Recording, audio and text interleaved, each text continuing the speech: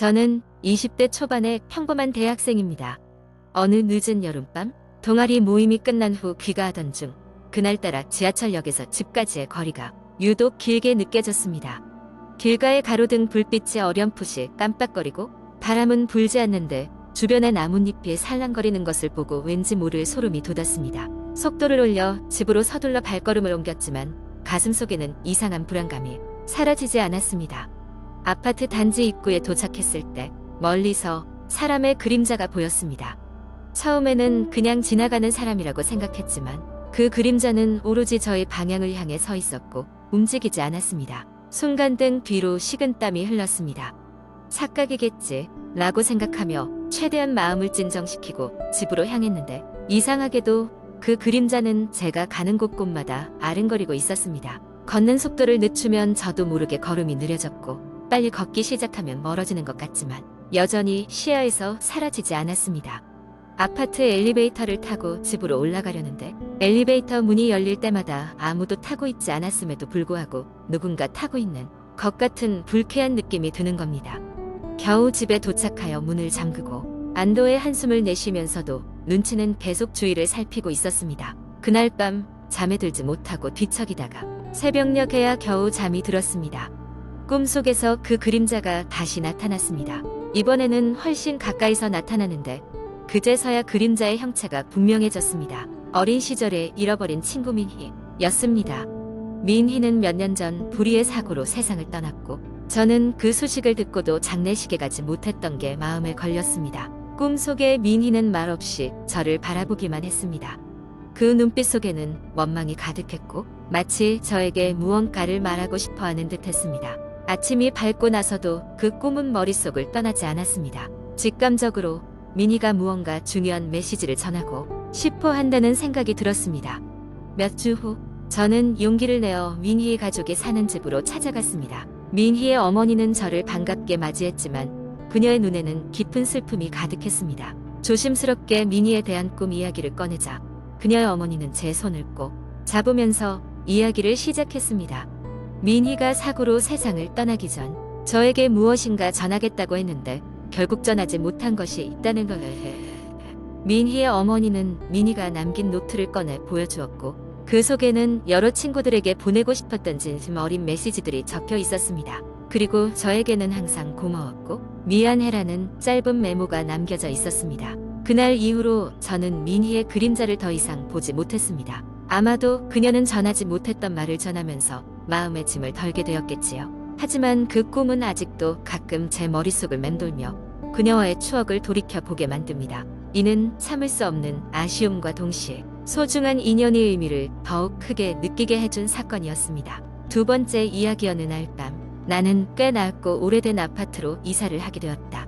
이 아파트는 도시 외곽에 위치해 있었고 건물 자체도 나이를 먹어 세월의 흔적이 곳곳에 묻어 있었다. 이사 당일 나는 지친 몸을 이끌고 짐을 풀고 나서야 겨우 첫날 밤을 맞이하게 되었다. 처음 며칠간은 아무 문제 없이 지나갔다. 지역 주민들도 친절했고 특별히 이상한 일 없이 일상이 이어졌다. 하지만 일주일이 지나고 이상한 일들이 하나 둘씩 시작되었다. 어느 날 밤 늦은 시간에 잠을 청하려고 하는데 천장에서 쿵쿵거리는 소리가 들려왔다. 처음엔 윗집에서 무언가를 떨어뜨렸겠거니 하고 대수롭지 않게 넘기려 했지만 소리는 점점 더 커졌고 마치 누군가 공을 껑충껑충 뛰는 듯한 소리였다. 이상하다고 생각이 든 나는 위층으로 올라가 보기로 했다. 불운하게도 윗집 문에서는 아무런 응답이 없었다. 이웃들에게 물어보니 그곳은 몇 달째 빈집이라고 했다. 밤중에 천장에서 나는 소리가 커질수록 내 불안은 더욱 커져만 갔다. 결국 관리사무소에 문의해보았지만 그저 고장난 배관 소리일 수도 있으니 걱정 말고 며칠만 더 지켜보라는 답변만 들었다. 다음 날 밤에도 여전히 소리는 계속되었고 이번엔 소리에 더해 낮은 속삭임 소리 또한 들려왔다. 누군가 중얼거리는 것 같은 소리였다. 이번엔 다른 층 사람들 역시 같은 소음을 느꼈다고 했다. 결국 경찰에 신고까지 되었지만 그저 소문이 많은 빌라라며 대충 넘어가려는 듯했다.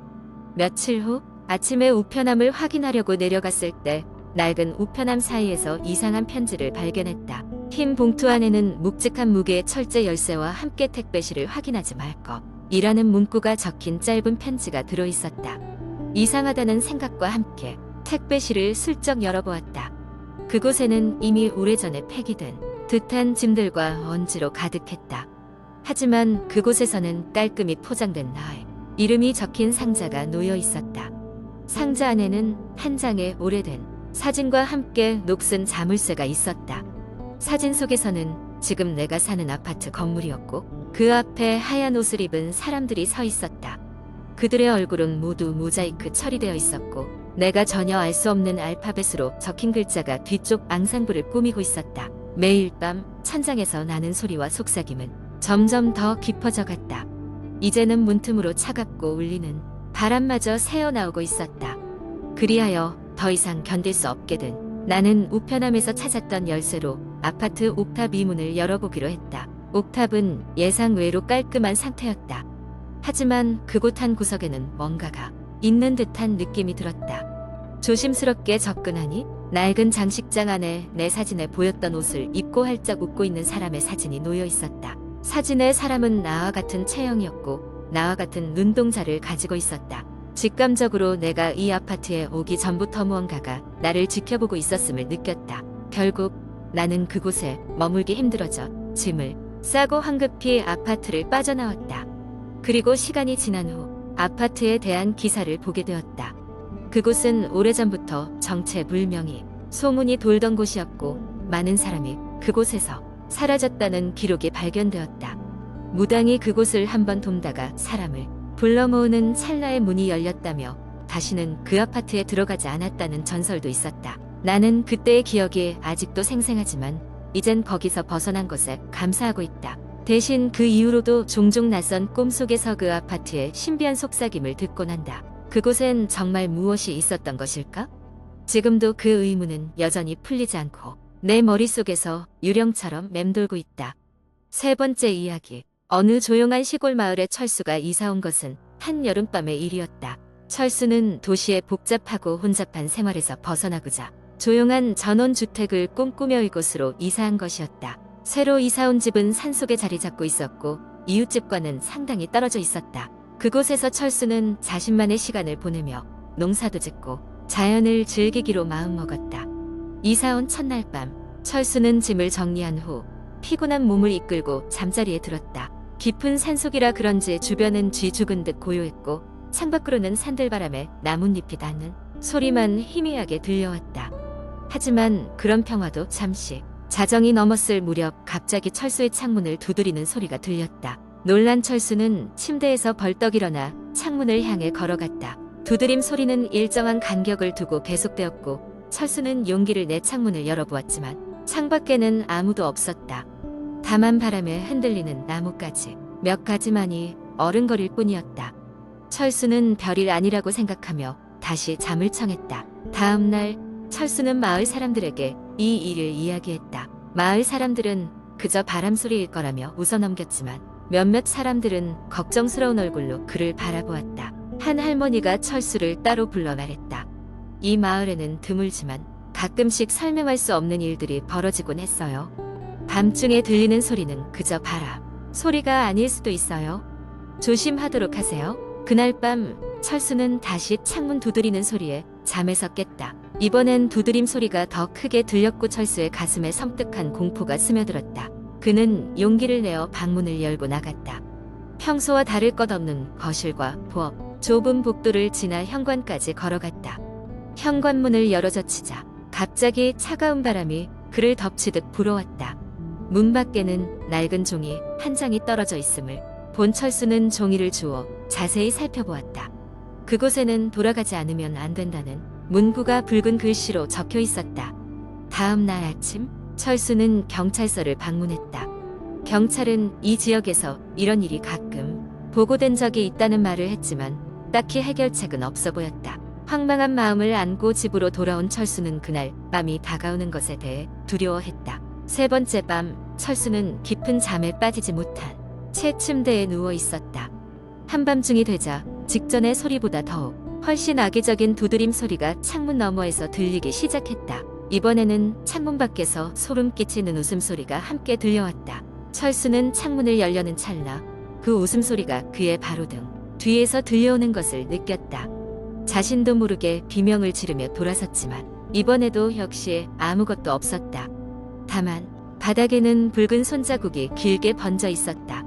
이후로 철수는 매일 밤 부적이고 침대 머리맡에 성경을 놓으며 겨우겨우 잠을 청했다. 마을 사람들과 상의한 끝에 무속인을 불러와 집에 굿을 하기로 했다. 굿이 끝나고 집은 다시 평온을 되찾는 듯 보였다.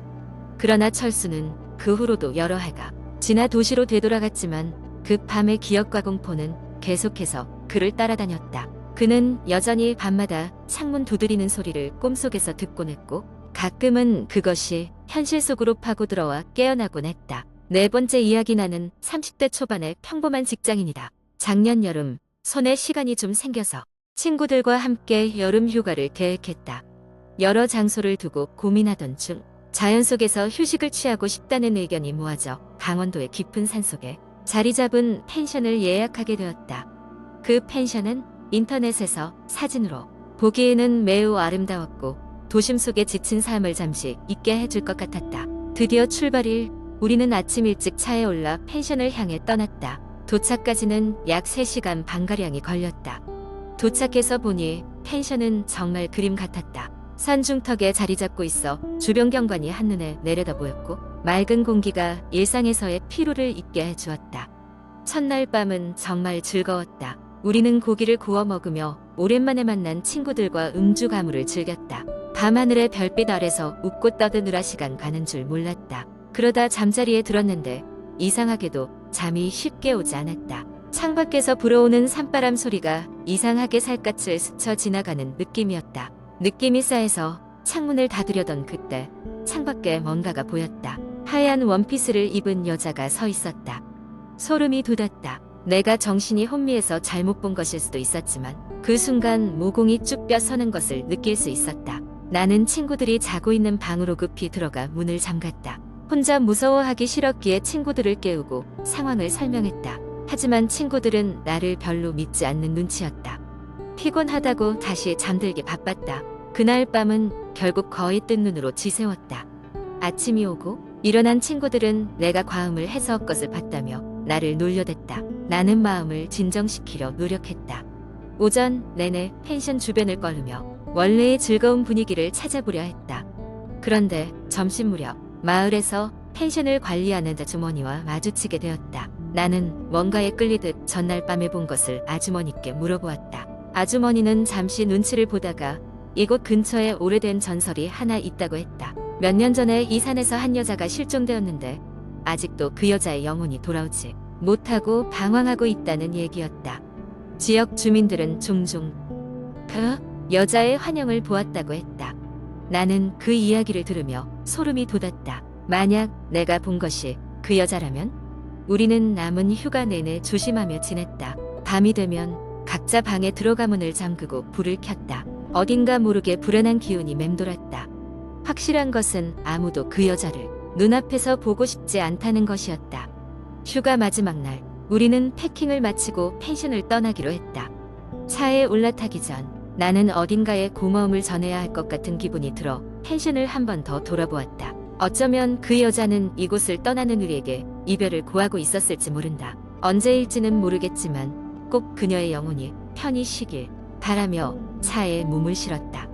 집에 돌아온 후로도 가끔씩 그 일이 생각났지만 의도적으로 잊고 지냈다. 다만 자연을 찾을 때마다 예전과는 다른 경외심을 갖고 있다. 그 여자의 이야기는 그곳에서 끝났지만 내 머릿속에는 아직 생생하다. 그렇게 이 공포 썰은 내 기억 속에 남아 언제까지나 나를 따라다닐 것이다.